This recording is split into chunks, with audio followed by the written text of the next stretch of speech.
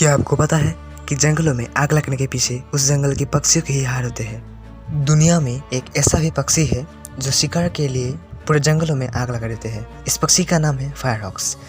ये ज़्यादातर northern Australia में पाए जाते हैं। ये अपने पंजों से कहीं से भी जलती हुई लकड़ी को उठाकर जंगलों में फेंक देते हैं और आग लगने की वजह से शिकार अपने घोंसले से बाहर निकलते हैं, फिर ये उस पर झपटा मारते हैं।